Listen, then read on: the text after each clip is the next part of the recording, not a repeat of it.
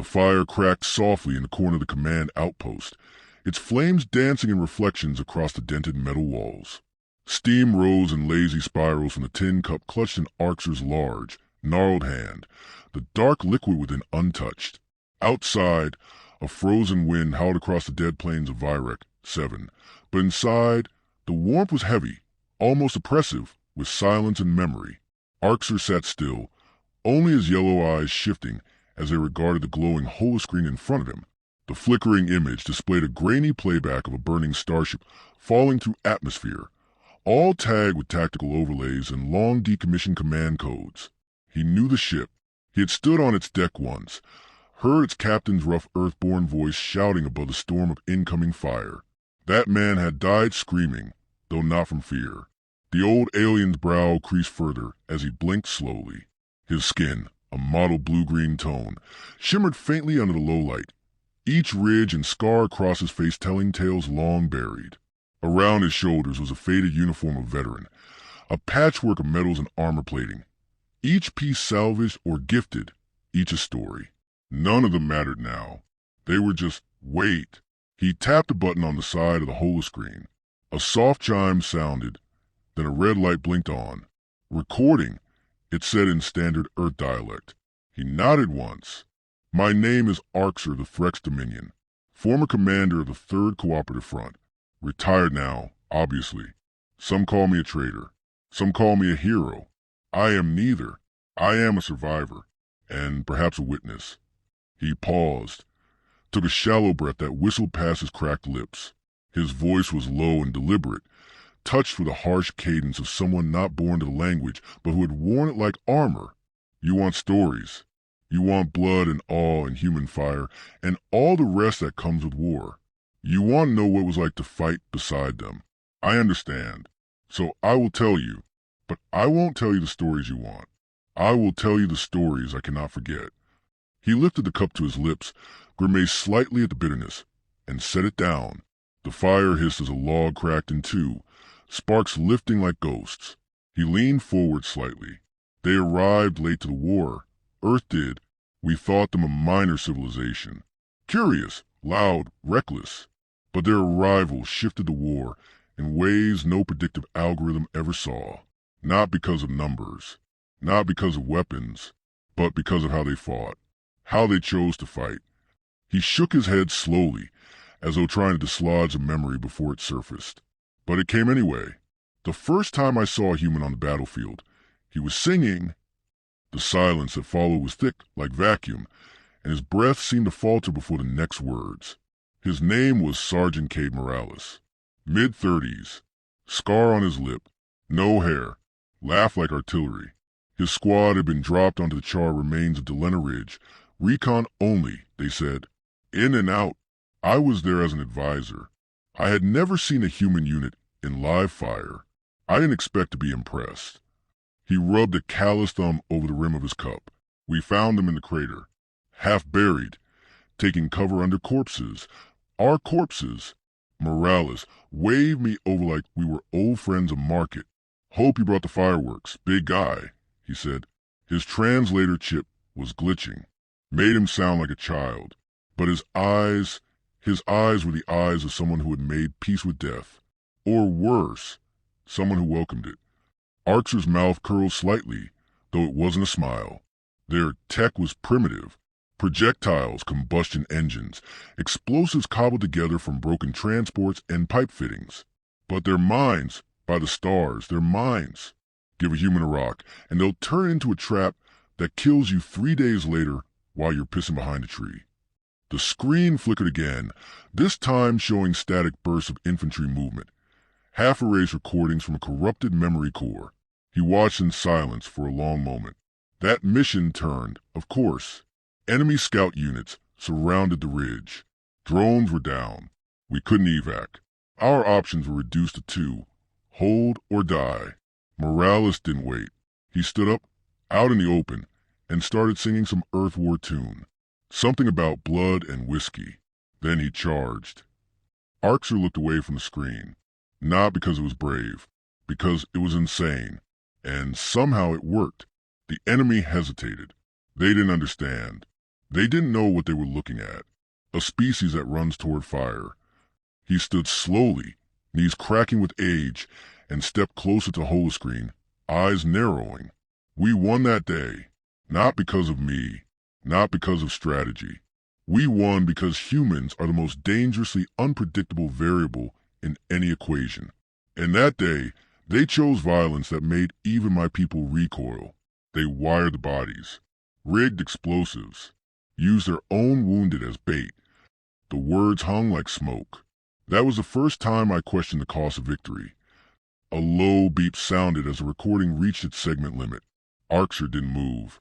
The screen faded into darkness, leaving only the reflection of his worn, alien face staring back.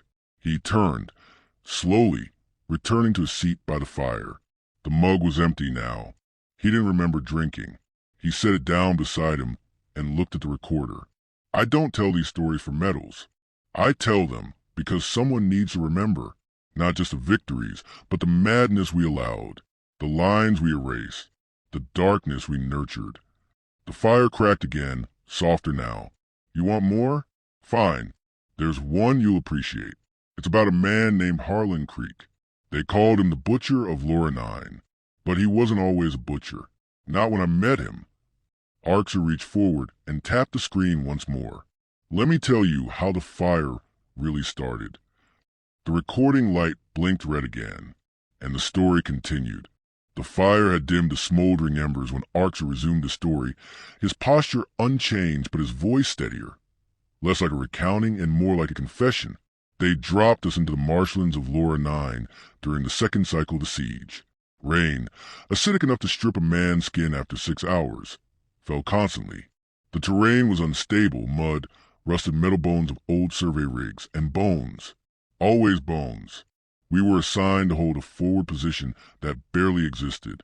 No cover, no reinforcements. Just a stretch of dead water and shadows. He leaned back, exhaling slowly, eyes half closed as a memory reasserted itself. That's where I met Captain Creek. Arxer's voice faltered slightly at the name. Not from fear, but something heavier. Weariness mixed with a kind of reverence he didn't want to acknowledge. He wasn't like Morales. There was no humor in him. No songs. No sparks of madness. Creek was composed of something colder. Precision. Discipline. Rage distilled into method. When Arxer first saw him, the man stood perfectly still in the mire, a rain-slick cloak pulled tight across his broad frame, watching a horizon that held no shape. His soldiers moved around him with mechanical efficiency, laying wire, setting mines, checking loadouts. No one asked questions. No one spoke, louder than necessary. The air around Creek was thick with unspoken order. He didn't look at me when I arrived, Arxer continued, just pointed toward a ruined comms relay and said, "That's where we bury the first wave." I thought it was a figure of speech. It wasn't. The relay was a trap, laced with thermal charges and proximity sensors hacked from enemy drones. Creek's plan was simple. Let them come, let them believe they were taking ground, then burn them alive. The logic was sound. Arxer had approved tactics like it during the Carthan insurrections. But there was something in the way Creek relished its execution that unsettled him. On the second night, the enemy came, silent, crawling through the sludge, phosphor-cloaked and serpentine. Arxer watched through heat vision lenses as dozens approached the relay. He remembered counting them out of habit. 31. Creek gave no verbal command. He simply blinked twice into a retinal scanner. The charges lit the marsh in a sudden bloom of white fire. And then the screaming started, Arxer said softly. It wasn't the screaming of soldiers dying quickly. It was a kind that lingered, that cut through static and armor. Arxer had heard many kinds of death in his cycles. But this was different. The flames had fused equipment to flesh. The swamp ignited from below. Those not killed outright were swallowed in the second detonation, a chemical slurry that turned their lungs to paste. I remember stepping away from the monitor. Arxer said, I couldn't keep watching. Creek never moved. Just watched the feed until it was silent again. Then he turned to me and said, they'll try the East Ridge next. We'll salt it before dawn. Arxer took another sip of his drink, now cold and sour. There was no joy in him, not even cruelty, just the certainty that whatever needed to be done would be done. And I started to wonder what had happened to him before this war, what had made him like this. He never asked. Creek didn't invite questions, but the soldiers whispered in their bunks. They said he had once been a civilian engineer, terraforming Unit 8 back on a colony world called Rylash Prime. They said he had watched 100,000 people melt when the plasma storms broke the shields, and that he had been the one to override the safety protocols to give them a chance at evacuation. It didn't work. Not one survived. Except him. That kind of weight turns men into blades. Still, Arxer tried, once, to breach the shell. It was the third week, after a minor skirmish left half the squad dead, and the enemy bodies booby-trapped with flesh-eating nanites. They'd burned the whole clearing and stood in the smoke, both of them coated in soot and regret. He asked, "Do you ever wonder what this war is making us?" Creek had looked at him then for the first time. Really looked. His eyes were pale gray, but not lifeless. Just very, very tired. "It's not making us anything," he said. "It's showing us what we were already willing to become." And that was the end of it. For a while, they held that line. No medals were issued, no stories told. It was a position on a map, maintained through attrition and calculated brutality. But the central conflict wasn't the enemy in front of them. It was the one within the humans themselves. That tension, that fine line between necessary violence and needless vengeance, was always shifting.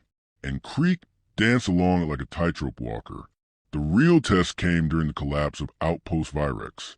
Intelligence had reported a high-value target, an enemy AI core, hidden beneath the civilian sector of a subterranean colony. Orders were clear. Secure the core, minimize collateral. Arxer was reassigned to Creek's team for insertion. Even then, he suspected someone wanted plausible deniability. What they found beneath the colony was chaos. The AI had embedded itself into the life support systems, using civilians as unwilling data carriers. Neural hosts storing fragmented code. Removing it would mean killing them all. There was no surgical solution, no containment plan. I remember standing there in the dark, surrounded by frightened faces. Arxer said, eyes distant now. They didn't even know what was inside them. They begged for help. One of them handed me a child, wrapped in a heat-shielding cloak, whispering her name like would protect her. Creek didn't hesitate. He ordered the gas deployed. Arxer overrode the command. It was the only time he ever disobeyed protocol, in full view of human command. For a moment, he thought Creek would shoot him. Instead, the man lowered his rifle and said, "You better be right." They found another way. Crude, risky, but it worked. Arxer isolated the core fragments by inducing cryonic stasis in the civilians, long enough to extract their neural echoes. They lived. The mission succeeded.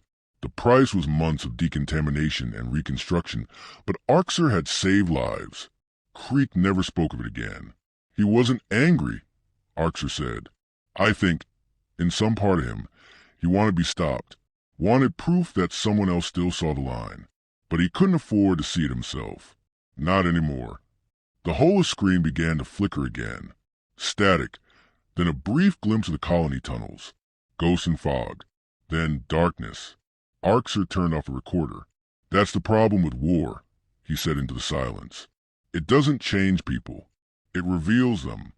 He leaned back, staring into the dying fire. There are more stories. I don't know if telling them will change anything, but maybe, just maybe, they'll remind someone what it means to choose. He reached for another data crystal. Next time, I'll tell you about the mutiny on the Oathbound, when the humans taught me that sometimes survival isn't the same as victory. He inserted the crystal, and the screen glowed to life again. The ship was already burning when Arxer stepped aboard. Emergency klaxons wailed in pulses, echoing through the skeletal corridors of the Oathbound like a dirge. The lights flickered with erratic urgency, painting everything in seizure-like flashes of red and white. Smoke coiled through ventilation grates, laced with the acrid stench of burnt alloy and ozone. Somewhere deeper within the vessel, gunfire crackled in short, violent bursts. Arxer knew mutiny by the rhythm of its chaos.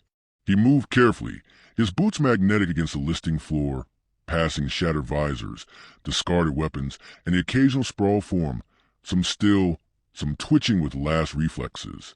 Each step forward was a decision, to remember or to forget. But he'd promised himself when he started recording these stories that he'd remember it all. The Oathbound had been a deep space resupply freighter, retrofitted with armor plating and pulse turrets when the war began consuming anything with an engine and storage bay. It was crewed by civilians drafted for their logistical expertise, navigators, engineers, doctors. Only a small detachment of soldiers, mostly green, had been assigned for protection. It was supposed to be a milk run. Just food, medicine, water, weapons routine. Until they picked up the distress signal. We intercepted the call 3 days out from the Enceladus relay. Arxer's voice carried to the present like a low growl. Encrypted human channel. Identified as refugee lifeboats from the Titan breach. It should have been a rescue. They found the pods. 15 of them. Only 5 with life signs. All 5 refugees were silent. Unresponsive. No obvious wounds. They were placed in quarantine aboard medbay for under strict isolation, pending diagnostic scans. That night, the ship's AI went offline. No error message. No damage. Just silence. Lights dimmed, comms stuttered, and life support hiccuped long enough to trigger emergency override protocols.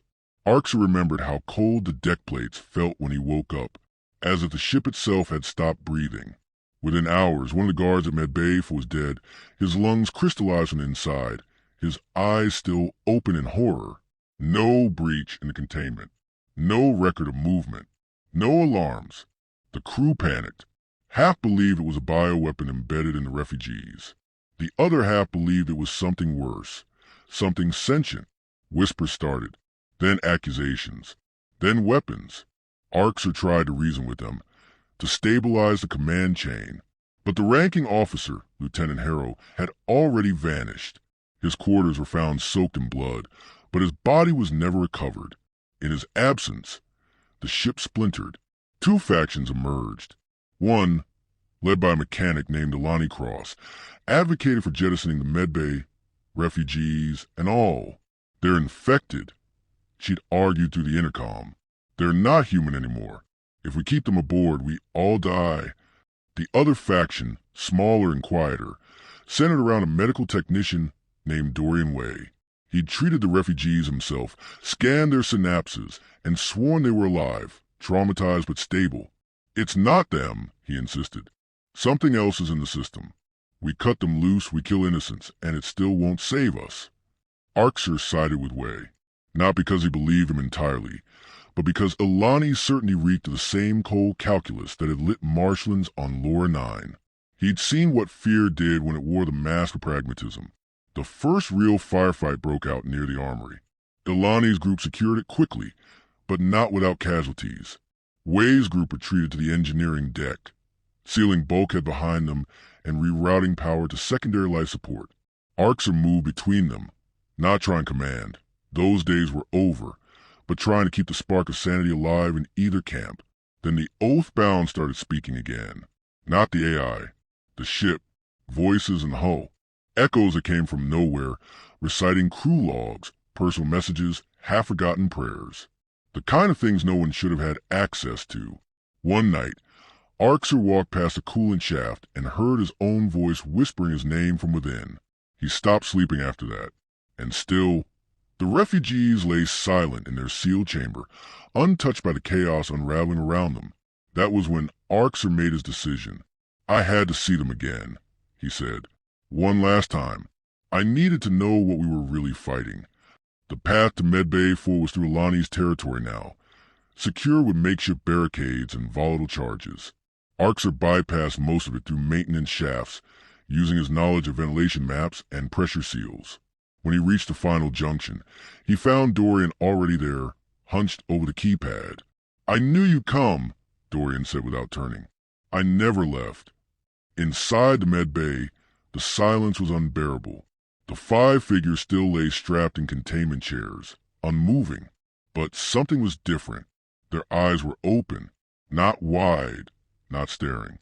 Just open, watching. They're dreaming, Dorian whispered. But not alone. Something's watching through them. I can feel in the walls. And Arxer did. The air hummed like it was alive. That's when Alani's forces breached the corridor. Gunfire roared behind them.